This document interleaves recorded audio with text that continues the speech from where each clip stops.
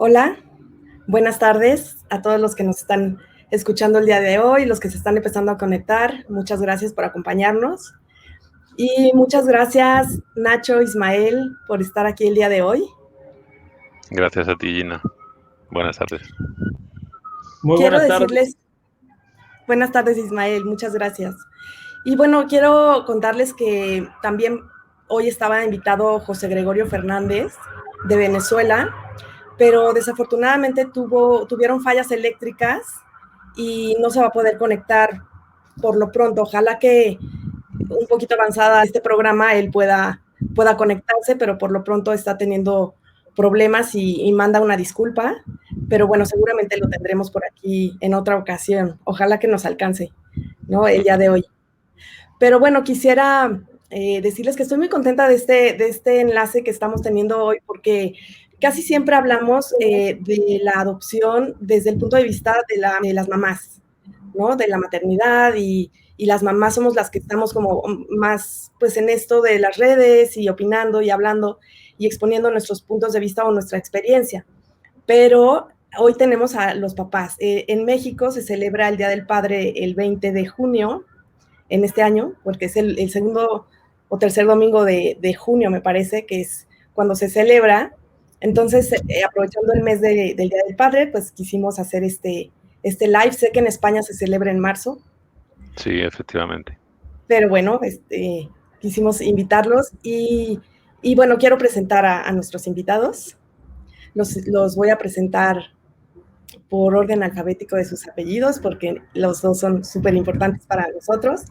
Entonces, tenemos a José Ignacio Pérez Pérez.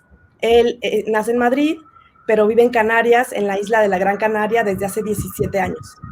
Es técnico sanitario y técnico de emergencias.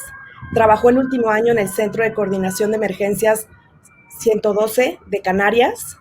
Es padre de una niña de 12 años, quien adoptó a Nacho y a su marido hace 7 años. Ha asumido diferentes cargos en la FAIC, que es la Asociación de Familias Adoptivas de las Islas Canarias, hasta este año que junto con otras compañeras decidieron desvincularse, pero siempre se ha sentido uno más, sumando, compartiendo con otras familias y propiciando en la medida de las posibilidades mejora del sistema de protección y legislación. Muy bienvenido, Nacho. Muchas gracias, Gina. Encantado de estar aquí con ustedes.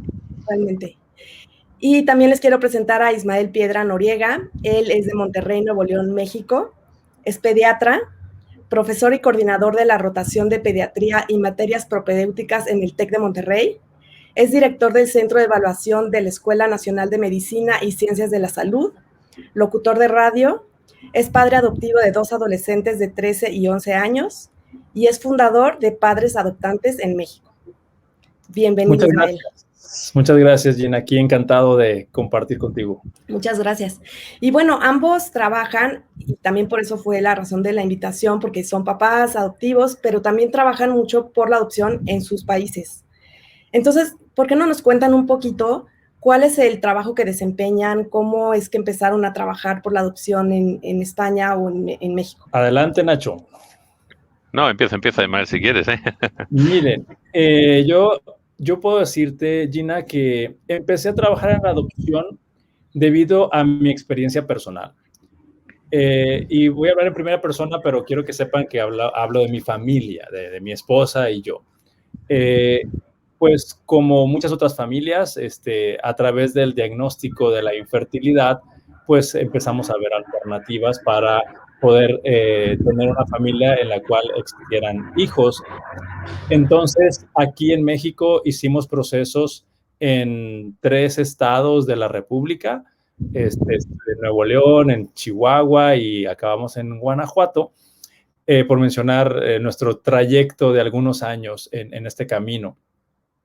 Y en el camino, pues descubrimos, mi esposa y yo, muchas frustraciones, muchos errores que cometimos a la hora de enfrentar el proceso, muchas cosas que nos lastimaron, muchas cosas que nos pasaron en general. Entonces yo me puse a pensar, ¿por qué nadie me avisó que esto iba a ocurrir? ¿Por qué no hay alguien que brinde la mano, asesoría, orientación para que no vayas a ciegas y no te equivoques tanto. Y a veces esos errores son involuntarios y te lastiman. Entonces, dije, pues yo voy a lanzarme a hacer contenido en redes sociales, en Padres Adoptantes en México, para sumarme a esas otras organizaciones o ideas iguales a la mía, para crear contenido y ayudar a esas personas, porque creo que en México, y no estoy muy alejado de otros países que están igual, que no tenemos información, no hay un proceso que sea muy transparente. No me refiero a corrupto, sino que nada más no se sabe por dónde empezar, ni qué hacer, ni qué no hacer, ni a dónde ir, inclusive. Entonces, en resumen, Gina, esa fue lo que me motivó. Y por último, también me motivó mucho hacer este contenido para redes sociales, debido a que observé que cerca del 90 y tantos % de los contenidos de adopción son hechos por mujeres, y no tengo ninguna guerra de géneros o de sexo. Simplemente dije, ¿por qué los hombres no hablamos de adopción? Yo voy a hablar de adopción, y creo que esto que estoy aportando ayuda tanto a hombres como a mujeres que conozcan otra perspectiva que no es tan distinta, pero escuchada de otros labios, pues puede ayudar a abrir perspectiva. Así es la visión masculina, ¿no? De la adopción, y es muy interesante conocerla también. Nacho, platícanos. Bueno, pues mira, yo entro en contacto con el mundo de la adopción desde muy jovencito. Coincide en mi vida un momento en el que yo hacía campamentos de verano con niños, entre niños y niñas que participaban estaban los de un centro de acogida, y en ese momento uno de los niños que estaba del centro de acogida pasaba situación de adoptabilidad. La trabajadora social me dijo que el niño estaba muy apegado a mí y que si me había planteado en algún momento poder iniciar un proceso de adopción. Evidentemente yo tenía 19, 20 años, no era el momento para mí, era muy consciente de eso. Y por esa misma época, más o menos, nos enteramos, descubrí que mi mejor amiga de la infancia era adoptada. Se lo habían ocultado de alguna forma, no se lo habían revelado hasta ese momento. Y entonces fue ahí como entrar en un proceso de unos meses, un corto periodo de tiempo, de unos años, en los que la adopción se manifestó de estas dos formas, ¿no? Años más tarde, bueno, yo me casé hace unos años con mi anterior pareja, y yo siempre tenía en mente la cuestión de la adopción como algo que tenía a lo que tenía que llegar en mi vida, ¿no? Sin embargo, bueno, pues una vez que iniciamos el proceso de información previa y demás, entendí que no se daban las circunstancias en la relación que tenía para continuar. Y bueno, lo dejé ahí aparcado en stand-by, y una vez que conocí al que hoy es mi marido, pues el mismo día que nos conocimos ya salió la conversación del deseo de ser padres y de la intención de haber explorado siempre la idea de la adopción, ¿no? Pero siempre desde una perspectiva de querer ser padres nosotros, ¿no? Y eso era algo que posteriormente nos hemos tenido que trabajar mucho, ¿no? Que se ha trabajado fácilmente porque uno llega a las conclusiones con facilidad, pero esa era la perspectiva. Iniciamos el proceso y claro, una vez que entras en el proceso, yo siempre digo, cuando entramos en el proceso y cuando llegó el ofrecimiento, yo ya era experto en adopción, ¿no? Porque me había leído 3 libros y ya con eso pensé que lo sabía todo. Y ahí descubrí que no, que aquí no hay nadie experto, que podemos tener más o menos conocimientos, que la mayor herramienta es la humildad y el querer compartir los conocimientos y aprender de los demás, aprender permanentemente, y que continuamos aprendiendo y acompañando a otras familias, ¿no? Eso fue un poco lo que me motivó a centrarme más en este mundo asociativo. Yo venía también del mundo asociativo LGTBI, y bueno, me parecía que era importante también mostrar, creo que la mayor herramienta de transformación social es la visibilidad, el que 2 hombres pueden acompañar en la crianza de una nena, como en nuestro caso, ¿no? Con la misma responsabilidad y con las mismas vicisitudes que cualquier otro modelo de familia. Así es, así es. Y bueno, ya nos contaron un poquito dentro de esto cómo se conformaron sus familias, ¿no? Pero no sé si quieran andar un poquito cómo fue, cómo lo decidieron, cómo fue que tomaron la decisión de adoptar y cómo se vive esta paternidad. Mira, yo creo que cada familia tiene su ritmo, tiene su momento, tiene su trabajo interno para dar el paso de adopción. Y algo, fíjate, que yo he descubierto en estos años que llevo asesorando personas y capacitándome más y platicando con muchas personas, veo que el deseo de adoptar es diferente en cada integrante de la pareja, hablando de familias que son en pareja, debido a que cada uno de los integrantes de una familia puede tener sus dudas, sus miedos, también puede reconocerse sus capacidades o sus cualidades que favorecerían la paternidad adoptiva. Entonces, yo creo que este camino de en pareja, lanzarnos hacia emprender la adopción, fue un camino de gran descubrimiento, de muchas pláticas, donde también pudimos tocar muy claramente los límites que teníamos cada uno con nuestra capacidad de amar, y es algo que yo lo he mencionado en muchos de mis videos, que cada uno de nosotros tenemos el corazón abierto, pero de diferente manera. Hay gente que puede abrir mucho y muy amplio, y hay gente que lo abre poquito, y no es bueno ni malo, simplemente hay que saberlo. Entonces, creo que en mi caso funcionó así, de ir platicando mucho con la pareja, platicar mucho de cuáles son nuestros miedos, nuestras capacidades, nuestras cualidades, y tomar decisiones.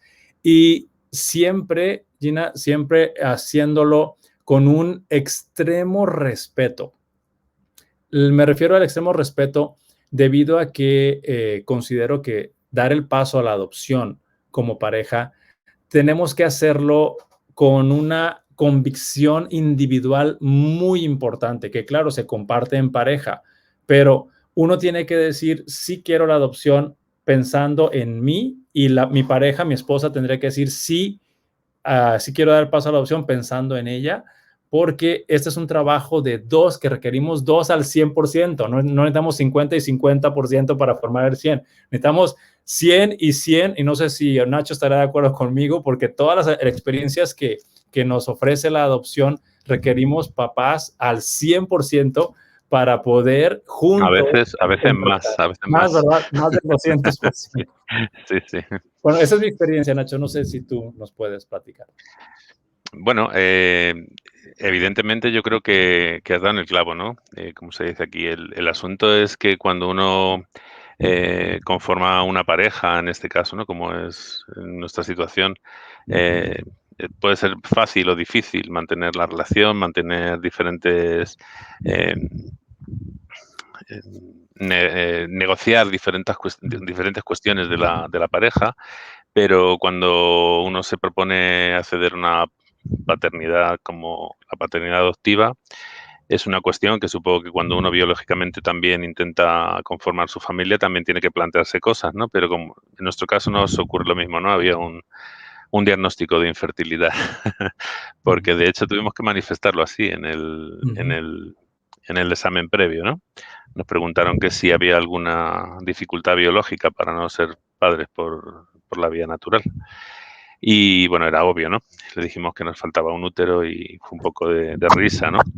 La cuestión es que, aunque yo siempre digo que aunque uno esté preparado, crea que está dando el paso correcto o está buscando la formación y la información adecuada, te quedan muchísimas cosas atrás. Y cuando te vas enfrentando a los diferentes pasos, ¿no? Incluso a los previos, incluso al mero hecho de hacer la llamada para pedir información, ahí ya estás poniendo toda la carne en el asador, ¿no? Como se suele decir. Es una cuestión de mucha responsabilidad y evidentemente hay que negociar. A nosotros se nos dio la circunstancia de que una conocida nos llamó porque una chica que ejercía la prostitución se había quedado embarazada y estaba buscando una familia que se hiciera cargo de su hijo cuando naciera. Evidentemente no era nuestra elección, ¿no? El ir hacia ahí. Pero sí nos levantó ahí un poco esa energía, ¿no? De ya no tanto queremos ser padres y vamos a aprovechar esta ocasión, no, es, Dios mío, llega una criatura a este mundo y ya llega sin nadie que se pueda hacer cargo de él o de ella, ¿no? Entonces, bueno, hicimos consultas legales y demás y no prosperó porque, bueno, desapareció esa posibilidad y ya no continuamos explorando más. Pero cuando uno realmente se acerca a la entidad pública, empieza a iniciar los procesos de información y demás, coincido plenamente contigo, Ismael, en que hay conversaciones interminables hasta altas horas de la madrugada y cuando crees que lo tienes todo claro, vuelves al punto de partida. Eso es así, ¿no? Y cada persona lo lleva de una forma. Definitivamente yo considero que un sentimiento o una emoción, no sé cómo podemos definirlo ya psicológicamente, tú que eres experta, Gina, es el miedo. El miedo a lo desconocido, el miedo a lo que te vas a enfrentar, tanto en el proceso de adopción como ya con la adopción, con el niño o niña en casa. Sí. Así es. Y sabes que, bueno, me encanta esta parte que hablas del 100% y el 100%. O sea, sí es un 200% el que tiene que estar. Y como dices, Nacho, a veces no alcanza, ¿no? El 200. Y por eso es importante tener como una red de apoyo súper importante para a veces recargarnos un poquito, ¿no? De que mi 100% ya no está siendo suficiente. Y también otra cosa importantísima que creo que mencionaron es esta parte de que, bueno, en muchas parejas se vive un duelo por infertilidad o por esterilidad, ¿no? Y se tiene que hacer el duelo y tal, y por eso se llega a la decisión de adoptar. Pero en muchas otras, ya sean heterosexuales o homosexuales, se vive una renuncia, ¿no? O sea, no hay un tema de infertilidad y tal, pero hay una renuncia. Bueno, yo porque deseo hacer mi vida como tu caso, Nacho, con mi pareja, pues renuncio a mi paternidad. Sí, yo muchas veces en plan de broma digo que yo ya no me acuerdo de cuándo era gay. Porque todos esos comportamientos estereotipados de la vida fácil que pueden llevar las parejas sin ninguna responsabilidad añadida y demás, pues ya de todo eso te olvidas por completo porque el centro de tu vida pasa a ser una criatura que de la que tú te haces cargo y además en la que tienes que echar ahí todo el arrojo, ¿no? Y bueno, la gente se ríe, pero no hay nada más gráfico que eso, ¿no? O sea, evidentemente la vida continúa, pero continúa desde otra visión. Y de hecho, quien a nosotros nos aportó más información fue otra pareja homoparental que habían adoptado previamente a nosotros, que era conocido de mi marido, y entonces, pues ellos nos ayudaron a informarnos en la parte vivencial de cómo se sentía todo el proceso, ¿no? Y nos ayudaron muchísimo. Y bueno, tenemos una pregunta. Preguntan, ¿cómo vivieron el establecimiento del vínculo con diferencia a su pareja? Me refiero, ¿fue más fácil para uno o para alguno de ustedes que para el otro? Yo considero que el vínculo mío fue inmediato. Creo que también tiene que ver mucho con las habilidades que yo tengo. O sea, yo soy pediatra, trabajo con niños todo el tiempo, sé cómo llegar a ellos y obtener su confianza, o ese tipo de técnicas o trucos las domino muy bien por mi trabajo, pero en el momento en que se abrió esa puerta y aparecieron mis dos hijos, y yo creo que no pasaron ni 5 minutos que yo tenía a mi hijo sentado en mis piernas. Entonces fue algo muy rápido. Y también quiero decir que con mi esposa pasó lo mismo, debido a que mi esposa es neuropsicóloga pediátrica y también maneja niños todo el tiempo. Y esa preparación profesional creo que abrió mucho las puertas. Creo que también lo que decías anteriormente, Gina, de los duelos, etcétera. Y yo quiero agregar algo.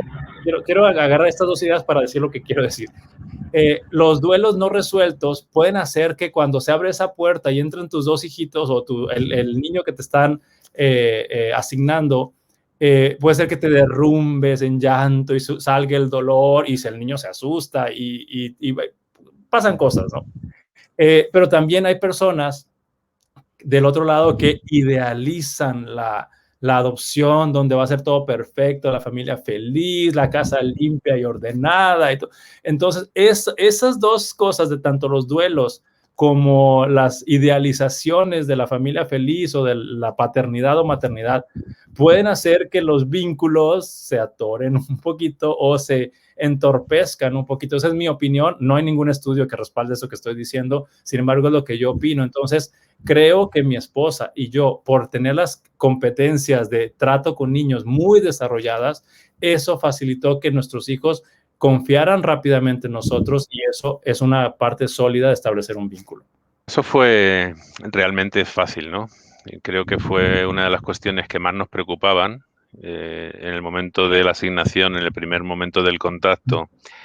Teníamos preparadas todos los plan B, todos los planes de emergencia que podían surgir en caso de, ¿no? Pero, bueno, nuestra hija, que es la protagonista de nuestra historia, nos lo puso muy fácil. Es verdad que ella no lo eligió, no tuvo muchas opciones, pero lo puso muy fácil, ¿no? Fue realmente muy bonita la experiencia. Pero bueno, en mi caso, porque yo había trabajado mucho con niños en temas de campamentos, estaba formado como monitor y coordinador de tiempo libre, llevaba ya un tiempo con esta dinámica, aunque ya hacía años que lo había dejado. Y mi marido, porque también por cuestiones familiares, también en su casa sí había una cultura de adopción, porque mi suegra, que falleció recientemente hace 1 año y medio, era una persona adoptada, y porque luego en su familia hay otros casos de adopciones de familia extensa, pues también había criado sobrinos prácticamente en la casa. Entonces, bueno, mi marido es un imán para los niños, ¿no? Y para las niñas, siempre está ahí como muy en el ojo del huracán, ¿no? Entonces fue fácil realmente, pero entiendo que también lo que dice Ismael es importante. Ese es el momento inicial, ¿no? O sea, cuando tú inicias el proceso, cuando estás en el proceso, vas a llegar a ese punto, pero nadie te dice lo que sucede 3 días después ni 10 días después. Hay una crisis de agotamiento emocional absoluta. Y un déficit de creatividad que de repente no sabes qué hacer para que todo funcione mínimamente, ¿no? Pero bueno, yo creo que las competencias parentales, ¿no? De lo que tanto se habla, que no tienen nada tanto que ver con el género ni con el sexo, sino con lo que uno quiere aportar de uno mismo, pues te ayudan en ese caso, ¿no? Nosotros llegamos a casa y nos dimos cuenta de que había pues esa revolución emocional tan fuerte que tuvimos que darnos unos días para acoplarnos nosotros mismos, ¿no? Porque era tremendo, era un cansancio muy, muy fuerte. Oye, Gina, ¿me permites preguntarle algo a Nacho? Sí, adelante. Oye, yo quiero saber si a ti también te pasó esto que voy a decir ahorita. Ahorita que estábamos argumentando tanto tú como yo, que coincidimos en la experiencia de haber tenido habilidades para manejar a niños, pero a mí me pasó que yo era el tío favorito, el tío perfecto. Mis sobrinos podían estar en nuestra casa, estaban súper cuidados y atendidos y confiaban en mí. Y ahora que tengo a mis hijos, me convertí en el papá estricto, que pone límites, que regaña, que se desespera. Entonces, descubrí una cara de mí que yo mismo no conocía.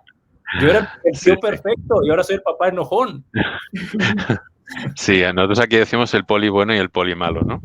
En este caso yo soy el poli malo, me colgué ese San Benito, siempre marcando límites y bueno, poniendo un poco el orden en las cuestiones. Pero sí es verdad que yo también tenía experiencia, ¿no? No tanto en la vivencia de tío favorito, pero sí, por ejemplo, uno de mis mejores amigos que viven en Madrid, yo crié prácticamente a su hijo desde chiquitín y a día de hoy, que ya es adulto, me sigue llamando tío, ¿no?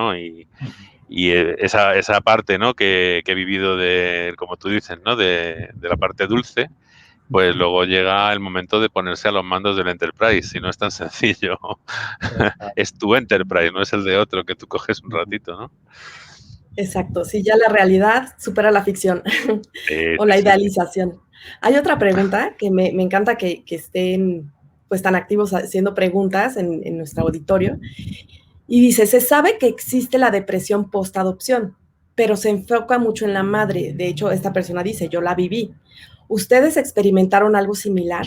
Yo no experimenté eso, pero sí coincido mucho con Nacho en que durante algunos meses había mucho cansancio mental, emocional en las primeras etapas de que ya estaban nuestros hijos en casa, donde sí tenía ganas de dormir frecuentemente, pero no requerí medicamentos, yo seguí con ganas de vivir, cumpliendo con mi trabajo al 100%, etcétera, pero sí era de que ya son las 9 de la noche, ya me quiero dormir. Eso sí me pasaba. Sí, ¿Y en a ti, nuestro caso Nacho? yo creo que es muy similar, ¿no? El punto en el que definir o no lo que es una depresión no lo tengo claro, ¿no? Pero sí me parece importante este hecho. O sea, cuando uno se enfrenta a esta situación, creo que la propia responsabilidad, si tú la asumes como tal, ¿no? Porque es fácil delegar siempre en la otra persona, pero si la asumes, en este caso sí al 50%, ¿no? Compartiendo responsabilidades y demás, es agotador porque de hecho, claro, entramos en un proceso en el que ya entras con una cierta edad, no eres ya ningún niño y de repente tu energía cambia, ¿no? Y esa personita que entra por tu casa entra con una energía brutal. Sí. Y en nuestro caso, por ejemplo, ¿no? Pues nuestra hija venía de una situación anterior adversa, con lo cual no nos podíamos permitir el decaer en ese momento, pero el mantenimiento de ese querer y no poder es una cuestión de mucha frustración, digamos, ¿no? No es algo que tengas que decir a alguien que te ayude porque no puedes más, no, es que tú te notas que el peso cae sobre tus hombros y cae fuerte, porque Sí. son Sí. muchos Oye, parámetros a controlar. sí, Sí. Nacho, yo le llamo a eso cuando platico con algunas personas, es que en nuestro matrimonio cayó la bomba atómica. Así le describo yo cuando Me de los encanta, me la voy estragos. a apuntar. Sí, en nuestro matrimonio cayó la bomba atómica y cada quien sálvese quien pueda. Sí, sí, sí, Y se destruye todo el orden que tenías y todas tus rutinas y definitivamente todo. estamos en un estado hipervigilante, tratando de leer las señales de nuestros hijos y al menos en mi experiencia cayeron 2 bombas atómicas porque adoptamos 2 hermanitos en un solo momento. Entonces, sí, inclusive yo digo, no todas las parejas están preparadas para 2 bombas atómicas. No. Sí, sí, Y apenas de para hecho una. yo considero que muchas veces hablamos de los procesos de valoración de idoneidad, no sé cómo lo hacen ahí en México Sí. Sí, exactamente, también, también. pero creo que no es del todo, o sea, no se puede extrapolar exactamente a que quien supera esa fase está preparado, como tú dices, para un proceso adoptivo, dependiendo de qué circunstancias. Tampoco vamos a poner esto como que es una bomba atómica siempre, pero es Ajá. verdad que entramos en la vida de una persona, o en tu caso de 2 personas, con una historia previa para la que no te preparan el asumir eso.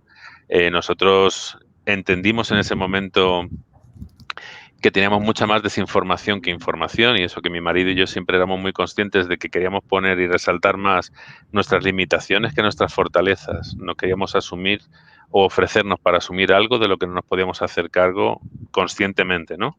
Y aun siendo conscientes de eso, el estallido interno es tremendo, ¿no? Porque, claro, de repente tienes que recomponer muchas piezas de un puzzle que te han dado Sin instrucción, balanceándose, ¿no? sin Entonces, instrucción. sí, sí, sí. Y claro, yo digo, nadie trae manual de instrucciones cuando nace, ¿no? Pero a nosotros es que no es que nos den manual de instrucciones, es que nos dan un prólogo escrito, ¿no? Y ahí hay que descifrar tantas cosas y un lenguaje no verbal que hay que aprender a leer y muchas cuestiones para las que realmente, si no estás en contacto con esta realidad luego a nivel de querer aprender de otras personas, yo digo que esto es un no aprender nunca, o sea, nunca terminar de aprender porque siempre estás en el aprendizaje continuo. Y también aprendemos de las personas que todavía no han adoptado, porque nos trasladan a donde estábamos en el punto de partida y nos damos cuenta de muchas ideas que teníamos y que realmente nos damos cuenta en qué punto estamos ahora y dónde llegaremos a estar, ¿no?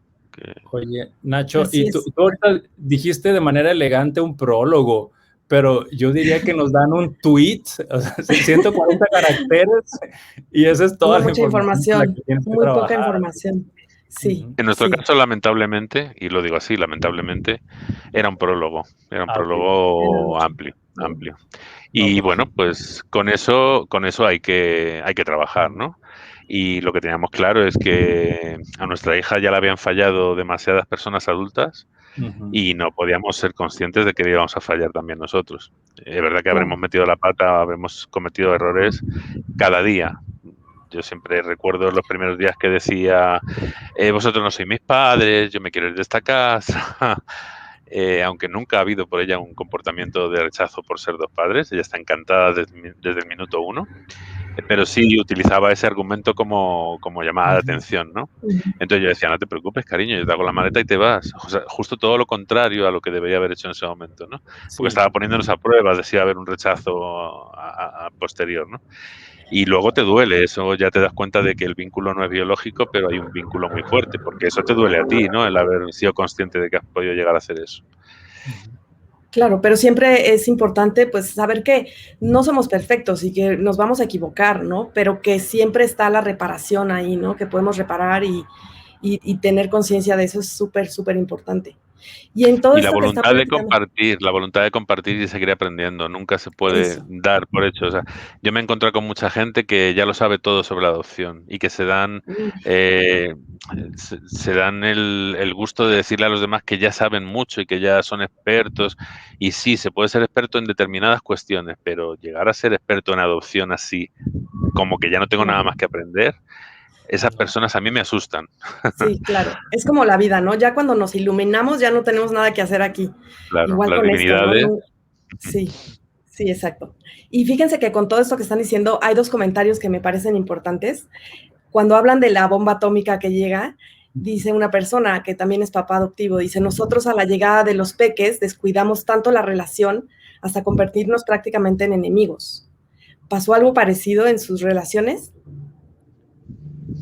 Pues no a ese grado que está diciendo esa persona de ser enemigos, pero sí definitivamente la pareja, yo sí lo veo, parte de la bomba atómica es que estaban dos personas o la pareja junta y tienen que romper para insertarse ellos y sí definitivamente nos separan un poco y ahí hay parejas que sí entran en crisis o cambian las prioridades. Sin embargo, creo que este momento de separación o de crisis de pareja debe, a mi punto de vista, debe ser más o menos unos 2 años en lo que se estabiliza el vínculo y la dinámica familiar y la pareja tendría que hacer algo, ser consciente de que, ok, se pueden dar el plazo de 2 añitos de adaptación, pero luego no hay que eternizar esa parte porque creo que puede ser catastrófico. Los hijos requieren dos padres, como dijimos al principio, al 100% y unidos. Así es. Nacho, Bueno, ¿quieres comentar tal y algo? como yo lo veo, pienso que además en el proceso de adopción, desterrada la idea de la solidaridad, creo que hay que poner en valor también la generosidad, ¿no? Y no es la generosidad hacia la persona adoptada, hacia la persona que se incorpora a tu vida o a la que tú te incorporas, ¿no? Porque nosotros siempre tenemos la visión de que nosotros llegamos a la vida de nuestra hija más que el Así que es. ella llegara a la nuestra. Eh, pero hay que ser muy generoso también hacia la otra persona, hacia la otra parte de la pareja, porque también no solamente hay que tratar de entender cómo se siente tu hijo o tu hija o tus hijos, sino también cómo vive la otra parte de la pareja toda esa revolución, ¿no?, que se produce en el día a día. Porque aquí no estamos hablando del domingo que te muestras con las amistades o la familia y que queda estupenda la foto, ¿no? Es el lunes a las 4 de la mañana, cuando hay náuseas, cuando hay fiebre, cuando yo no me levanto porque no puedo más, cuando te requiere tener que estar en muchas cosas que conlleva la maternidad y la paternidad, ¿no? En ese momento también hay que tener un ejercicio de generosidad y de evaluación, ¿no? De estamos atendiendo la otra parte o no la estamos atendiendo, estamos siendo generosos a la hora de compartir cómo me siento también, ¿no? Porque muchas veces nos guardamos y escondemos nuestro sentir y eso no funciona, ¿no? Creo que hay que ser transparente y como decía Ismael, ¿no? Tratar de colocarnos para poder seguir el camino juntos. Así es, pues me encanta esto, ¿no? Esto que salió ahora en la plática, porque tampoco se habla mucho de esta parte, qué pasa con la pareja cuando llegan los hijos, ¿no? Y cuando además los hijos llegan a una edad más avanzada, que no son bebés, ¿no? A veces se adoptan bebés, pero en muchos casos no.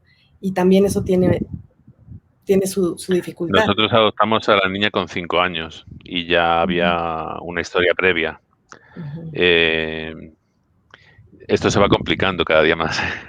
Sí. Esto no se va facilitando la situación. Esto es verdad que se hace, no sé si se va complicando o se va haciendo más compleja, ¿no? Vamos a decirlo así. Los retos son más complejos, así es. Sí. Y también la satisfacción, ¿no? De darte cuenta que vas pasando etapas y que, como leí hace poco una frase, ¿no? Cuando te crees que siempre hay problemas, te das cuenta de que siempre hay soluciones. Bueno, pues también buscar soluciones, ¿no? A grandes problemas, grandes soluciones. Y a nosotros en casa, por ejemplo, nos ha funcionado mucho el tema de inculcar a nuestra hija que en casa las cosas importantes se hablan en familia. Se deja todo lo que uno está haciendo y nos sentamos como 3 personas iguales, da igual que uno sea adulto que el otro no lo sea, pero hablamos las cosas importantes y compartimos esa responsabilidad de buscar una solución. Y yo creo que eso también es... Te voy a platicar algo, les voy a platicar algo que, al igual que, sin querer, al igual que Nacho, nosotros hicimos una dinámica en casa que es periódicamente, cuando es necesario, hacemos una junta familiar. Así le llamamos. Sí, básicamente. Sí, junta familiar. Y yo tengo un rotafolio, no sé en España cómo se dice, es un papel grande donde yo puedo escribir. Sí, igual. Ajá, entonces ahí documentamos, yo hago esquemas, flechas y figuras para que queden los conceptos que estamos manejando y algunos acuerdos, ¿verdad? Y ahora mis hijos dicen, ay, papá, ya vas a empezar con tus pláticas motivacionales. Nosotros, aparte de ese proceso, lo hemos aprendido en la parte terapéutica que hemos requerido, ¿no? Porque es verdad que hemos tenido que recurrir a terapia. Creo que socialmente está establecido que el pedir ayuda es una debilidad. Por experiencia propia quiero desmentirlo, o sea, es absolutamente falso. Una fortaleza de los procesos de adopción y de los procesos de construcción personal a todos los niveles es que cuando uno tiene una dificultad que no sabe afrontar, necesita pedir ayuda. Nosotros llegó ese momento, ¿no? Ha llegado en un par de ocasiones y hemos tenido que pedir ayuda. Y en esas terapias sí hemos aprendido, ¿no? A entender que las cosas se pueden quedar firmadas, ¿no? Con acuerdos y con compromisos, porque eso al final va calando en el comportamiento de cada miembro de la familia. Disculpa, Gina, que te corté. No. Yo quiero aportar a este punto que estás diciendo, Nacho, que yo tengo un pequeño dilema aquí en esta parte de buscar ayuda profesional, porque te voy a decir, o les platico así, que de repente uno comenta entre amigos, oye, estoy batallando con mi hijo, con mi hija por esto, y rápidamente, oye, ¿ya lo llevaste a terapia?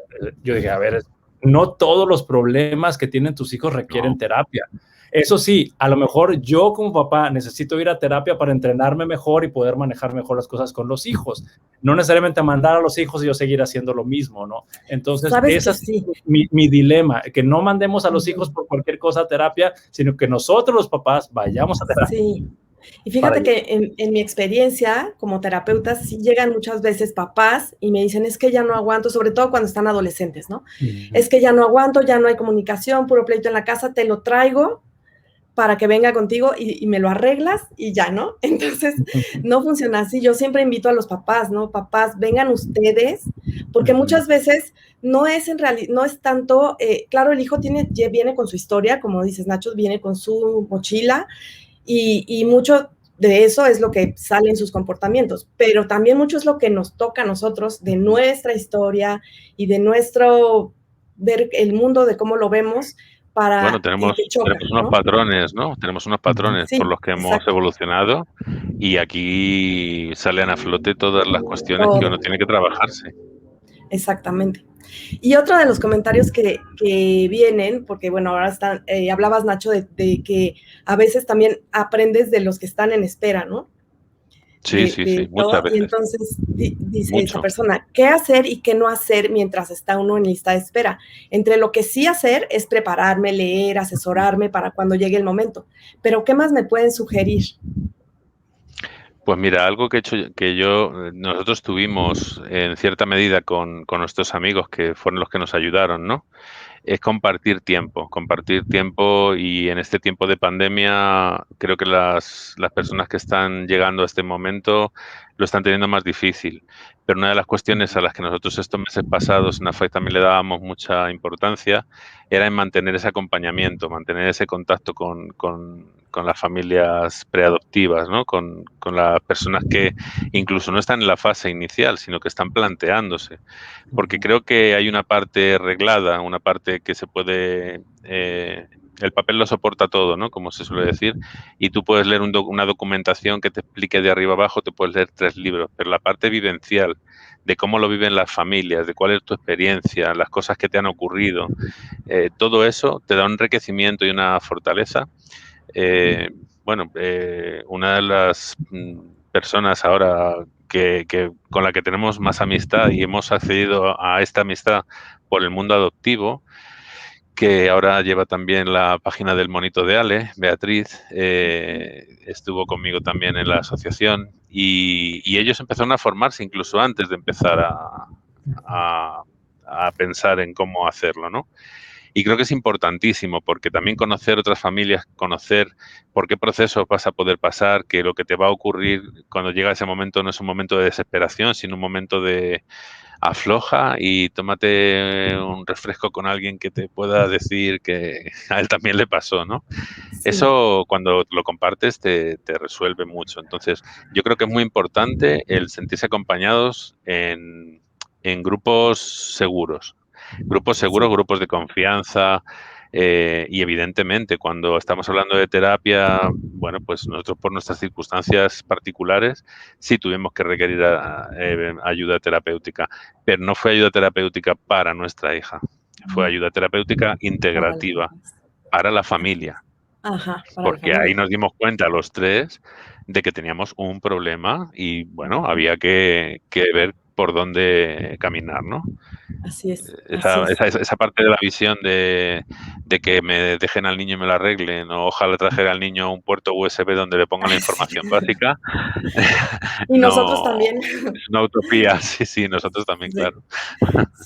sí, así es. Sí, sí, efectivamente. Y bueno, yo sí estoy a favor de que, bueno, hay muchas situaciones en la familia o individuales que se pueden resolver con un apoyo profesional, ¿no? No como arréglame al niño, pero sí, mucho se puede resolver Claro. con la terapia, y claro que sí.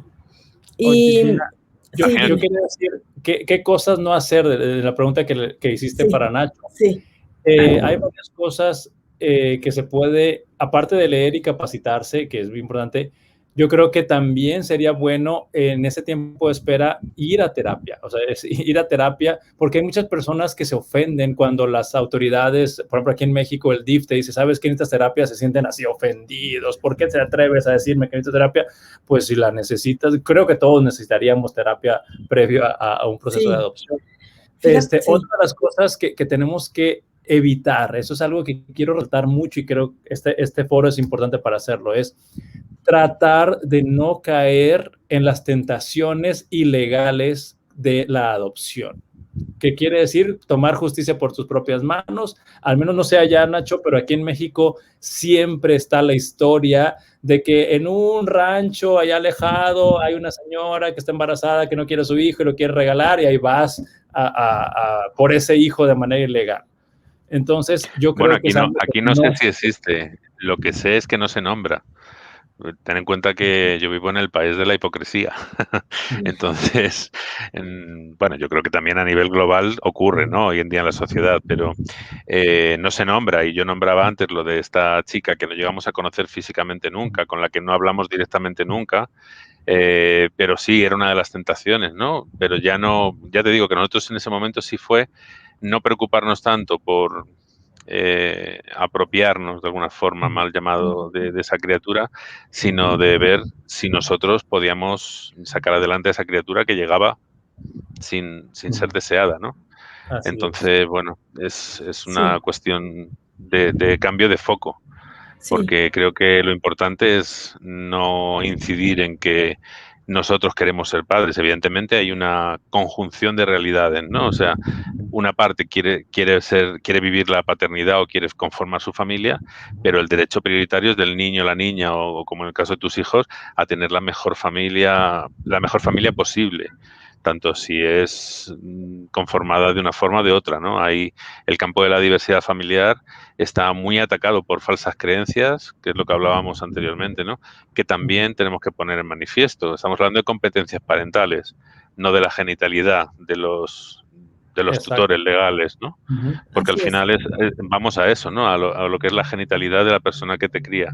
Y en nosotros no interfiere para nada. Así es, y es súper importante mencionar eso de la legalidad. Aquí hay una persona que nos dice, en Argentina está prohibido la entrega directa y no se dicta adoptabilidad por pobreza. En México tampoco se Aquí dicta tampoco. adoptabilidad por pobreza, pero sí es importantísimo, ¿no? Porque después para la construcción de identidad del niño y etcétera, es súper importante saber legalmente cómo fue su adopción, ¿no? Hay otra Claro, pregunta.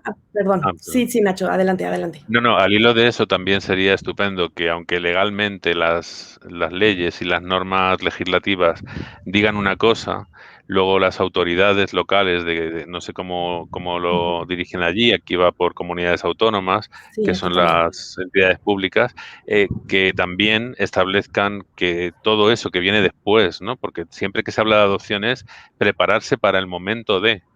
Pero cuando llega el momento ahí empieza la aventura real, ¿no? O sea, ahí es donde empieza Sí.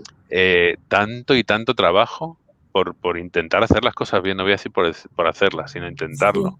sí, así es. Y las autoridades deberían de preocuparse más también de ese acompañamiento posterior, ¿no? Uy, sí. Porque también es De parte de su acuerdo. responsabilidad. Sí, es básico e indispensable el Mm. acompañamiento postadoptivo. Pregunta una persona que me parece interesante. Dice, ¿siempre estuvieron de acuerdo con el estilo de crianza a seguir con sus parejas? Pues es algo que no te llegas a imaginar. Cuando estás en el proceso de adopción, estás muy enfocado en pasar esos filtros y ser seleccionado y estás enfocado en otra cosa. Una vez que ya llega en tus hijos al hogar, es donde surge. Y yo creo que ninguna pareja se pone a reflexionar tanto en esas pláticas que dijimos al principio que tienes que establecer con tu pareja o con la familia para decidir o tomar acuerdos sobre la adopción. El estilo de crianza es algo que brota, surge de manera inesperada y ahí es donde yo decía que se requiere mucha terapia, donde también tenemos que llegar a acuerdos. Por ejemplo, voy a explicar uno que hacemos en casa. Ahorita que tú decías, Nacho, del policía bueno y el policía malo o algo así dijiste, Sí. muchas veces me pasa a mí que yo veo que mi esposa está dando una orden o una medida disciplinaria y yo puedo pensar, hijo, está exagerando, puedo opinar cosas así, pero frente a los hijos, tu mamá dijo, obedece a tu mamá. Ese sería, y ya después yo podré en otro momento hablar con mi esposa para decir, me pareció que exageraste. Pero frente a los hijos no, y menos en la adopción. Creo que los hijos necesitarían ver un frente común en general, pero los adoptados más. Sí, yo creo que lo que necesitan es un pilar en el que sostenerse, ¿no? De alguna forma nosotros tenemos la convicción de que nuestro modelo familiar no es un modelo de que nuestra hija es nuestra, no, nosotros la estamos acompañando en su crianza, ¿no? Y ese acompañamiento requiere el que tenga unas referencias, unos referentes. Evidentemente, todo en el proceso de evaluación previo y demás, es todo estupendo, porque coincides no al 100%, o sea, es el escenario ideal. O sea, siempre somos la pareja idónea, la pareja modélica, pero luego llega el momento en el que no puedes más, en el que estás agotado y solamente quieres perderte por algún rincón de la casa que no te vea nadie. Y cuando llega ese momento en el que también nos desbordamos, porque también existe ese momento de desbordamiento, de no poder más, o sentirte así, ¿no? Porque cuando crees que no puedes más, vas y puedes, pero al final Sí, tienes ese sentimiento de no poder. sí, Eh, puede diferir una parte de la otra, ¿no? En cuanto a, pues eso, a establecer límites o a dar alguna indicación o dar otra. Eso conlleva también luego un trabajo en la intimidad de mucha... Por eso hablaba también de la generosidad, ¿no? De la generosidad de mostrarte cómo te sientes y también de recibir cómo te sienten, ¿no? Que no es fácil, porque, bueno, pues no deja de ser algo que estamos trabajando con críticas más o menos constructivas, pero no dejan de ser críticas, ¿no? Y claro, eso puede herir, ¿no? De alguna claro, forma. claro, claro que sí. Y bueno, ya nos han platicado mucho de cómo se han vivido su paternidad, pero quisiera preguntarles si ha habido alguna dificultad como papás adoptivos en la parte social, escuela, familia extensa, y cómo lo han sorteado. Pues yo, digamos que yo no soy tan delicadito en ese sentido. Me refiero a delicadito porque hay gente muy delicada de que, ay, le dijeron a mi hija adoptada. No, yo no me engancho con algunas cosas así. Al menos en nuestra familia, nuestra adopción ha sido muy pública, muy abierta. No es ningún secreto. Entonces mis hijos saben perfectamente que fueron adoptados. Entonces no ha habido un par de situaciones donde algún compañerito ha hecho algún comentario para alguno de mis hijos, pero no ha sido nada grave porque en casa tienen esa libertad de hablar del tema y de saber cuál es su historia. Entonces, no, hasta ahorita no hemos tenido ningún problema social Ok, grande, por lo menos grande no. sí. En nuestro caso, sí diré que nos hemos encontrado con dificultades a nivel del ámbito educativo, muchas, y del ámbito sanitario también. ¿Vale? Recuerdo que las primeras veces que acudíamos a algún especialista para alguna revisión y demás, nos tomaban como que éramos los monitores del centro de acogida. Era todo como un lío desmontar eso, ¿no? Y incluso nos hemos llevado una bronca, ¿no? Por no haber llevado a la niña antes a un especialista. Pero bueno, cuando uno explica exactamente la situación, eso se ha ido resolviendo. Es verdad que también nos encontramos con una falta de, de perspectiva profesional. No sé cómo lo hacen ahí en México a nivel de medicina de familia, pero incluso a nivel de salud mental y a nivel de especialidades, el tema de la adversidad temprana es como que estás hablando en un idioma como Sí. si les cayeras no sé, en japonés, ¿no? Porque no está visibilizado, ¿no? Y es verdad que hay determinados casos en los procesos adoptivos, en algunos procesos adoptivos, no voy a decir que en todos, que hay un daño primario, hay un daño con una cuestión que queda ahí cicatrizada para Claro. el resto de la vida, con la que hay que seguir viviendo, con la que hay que trabajar, como la que pueda tener yo por otros motivos o pueda tener otra persona por otros diferentes. Pero en este caso la adversidad temprana no se conoce. En el ámbito educativo, más allá de las dificultades por los problemas de abordar el aprendizaje después de tantos vaivenes de la niña, ¿no? Pues sí nos hemos encontrado con un problema de homofobia clara, incluso de relatarla de una forma soterrada, no sé si se entiende esto, de una forma no denunciable, ¿no? Porque si yo hubiera tenido un argumento mínimo o una prueba mínima, hubiera ido al juzgado de guardia a poner la demanda. Pero sí se ha hecho soterradamente una homofobia mantenida ahí, de la que mi hija también ha sido víctima, sin haber elegido ella Claro, el tema, ¿no? Y sí. eso sí me parece que hay que desmontarlo. Luego es verdad que a nivel familiar, en la familia de mi marido sí hay experiencias adoptivas en la familia. En mi caso no había ningún antecedente de adopción.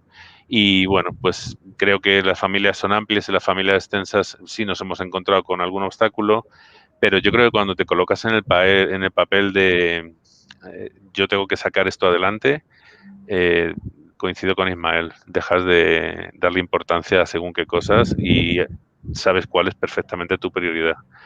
Y aquí el que quiera sumar es bienvenido, pero para venir a cuestionar y a plantear cuestiones que no favorecen o que no suman, pues no merece la pena tenerlas en cuenta ni integrarlas dentro de tu propio entorno, ¿no? Al final eliges una familia también que es otra familia elegida, ¿no? Que es la de todo tu entorno que no es familiar y ahí te apoyas, ¿no?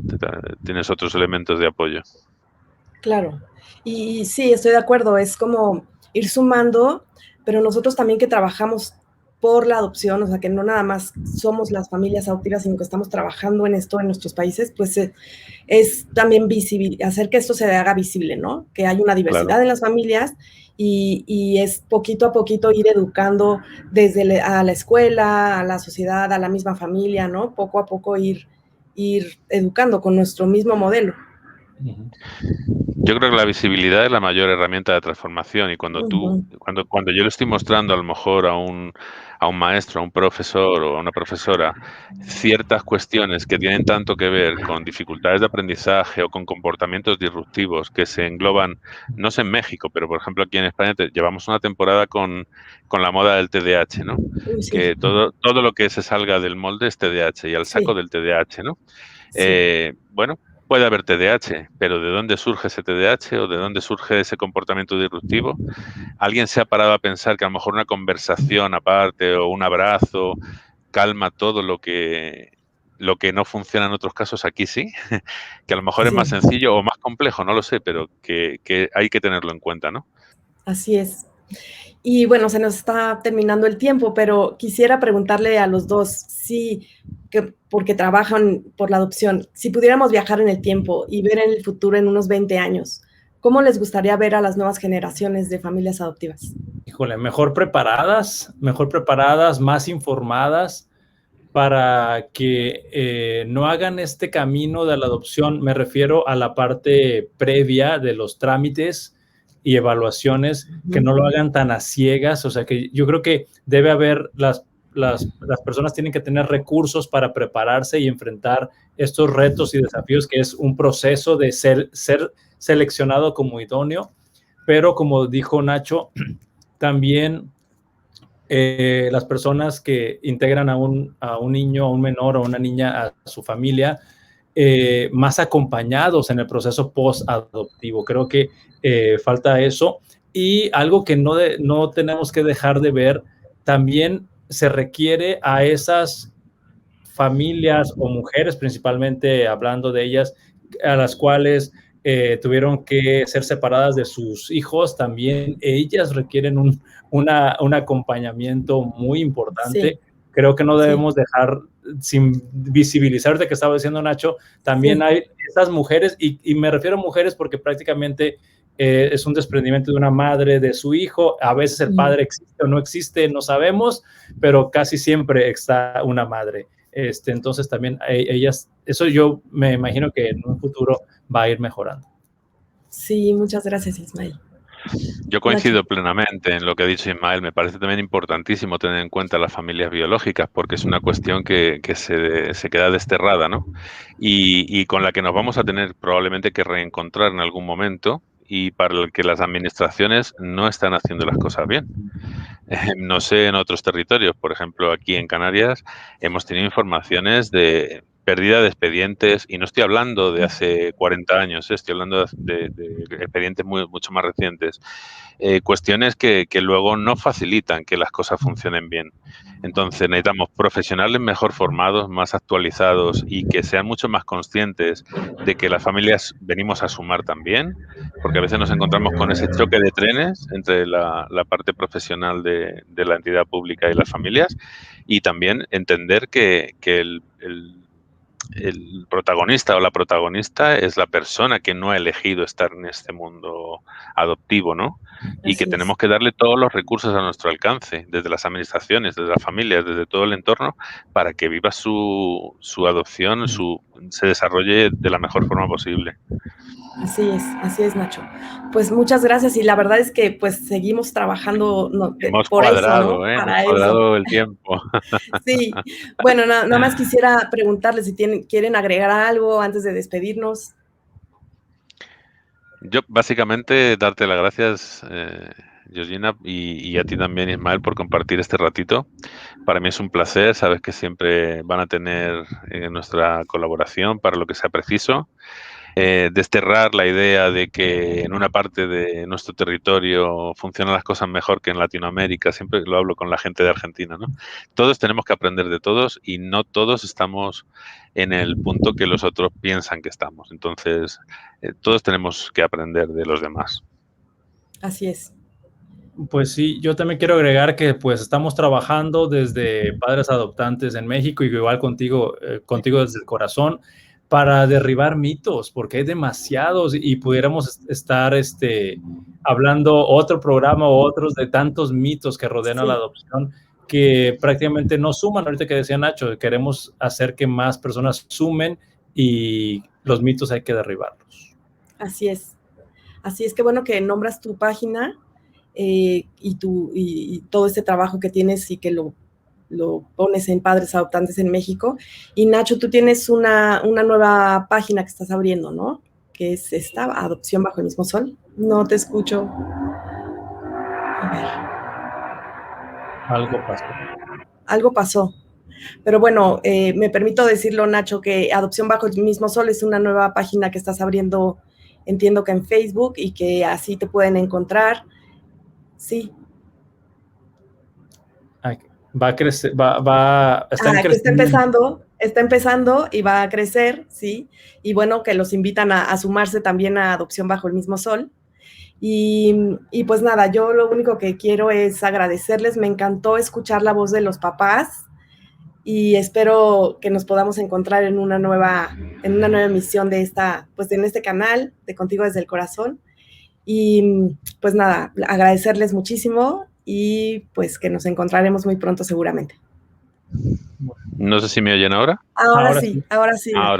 Ay, menos mal que me dejaron despedirme. Sí, muchísimas para gracias. Sí.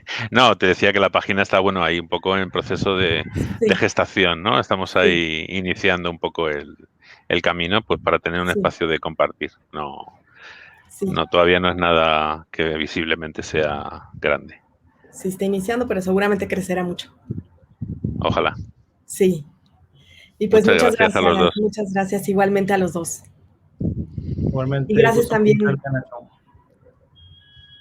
Y gracias también a todos los que se conectaron hoy para acompañarnos. Muchas gracias y nos esperamos muy pronto en otra nueva entrevista. Un abrazo.